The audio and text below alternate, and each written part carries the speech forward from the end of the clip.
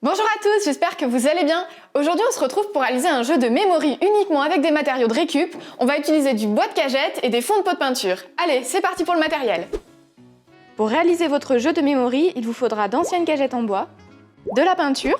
Vous pouvez tout à fait utiliser des fonds de pot de peinture et utiliser plusieurs couleurs pour donner de la variété à vos dessins, des pinceaux de plusieurs tailles et notamment un très fin pour réaliser les dessins, une règle et un crayon, des outils pour désosser la palette, donc par exemple une pince plate, une pince coupante ou un sécateur ou des ciseaux de chantier ou encore un cutter et une feuille de papier à poncer.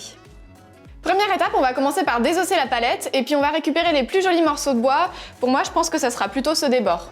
À l'aide d'une pince plate et d'une pince coupante, on enlève les agrafes qui tiennent les morceaux de bois entre eux, puis on récupère les planches de bois.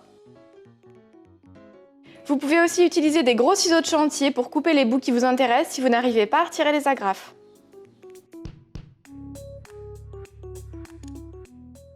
Une fois qu'on a récupéré nos morceaux de bois, on va tracer des carrés de 5 cm par 5 cm dans les plus jolis morceaux et les découper.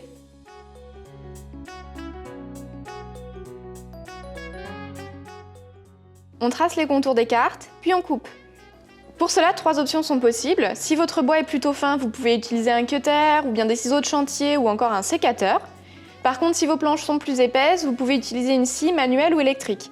Donc faites des essais et adaptez vraiment la méthode à l'épaisseur de vos planches.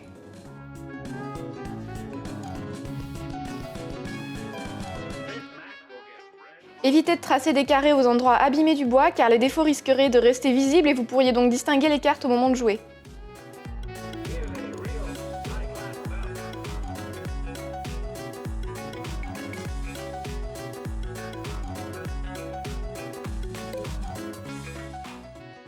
Pour obtenir de jolies finitions, on va passer un papier de verre à grains fins sur chacun des carrés.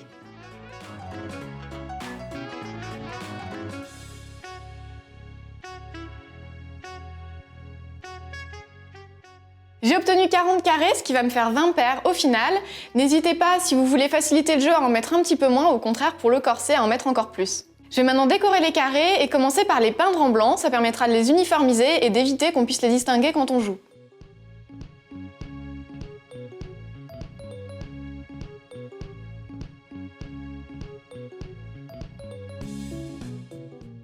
On peint d'abord une face, puis on laisse sécher et on recommence avec le deuxième côté. Et voilà, maintenant que c'est peint, je vais réaliser sur toutes les faces extérieures de mes carrés un motif à l'aide d'une brosse à dents, ça va faire un petit effet moucheté. N'hésitez pas si vous souhaitez à choisir un autre type de motif, c'est possible. J'ai trempé ma brosse à dents dans la peinture, puis ensuite je suis venue avec les doigts brosser les poils.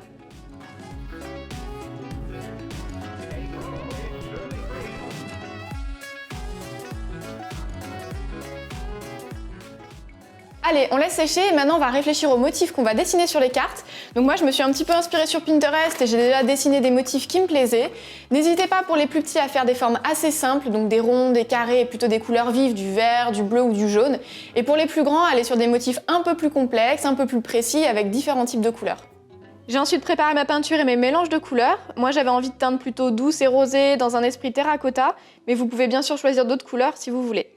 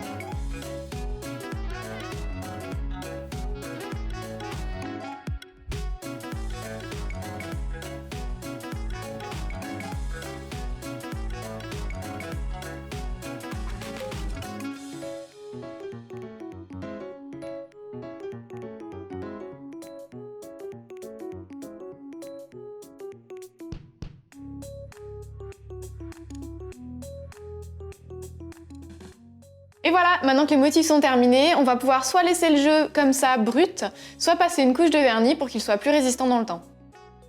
J'ai passé une couche de vernis sur les deux faces, donc comme pour la peinture, j'ai d'abord fait une première face, puis laissé sécher et ensuite réalisé la deuxième.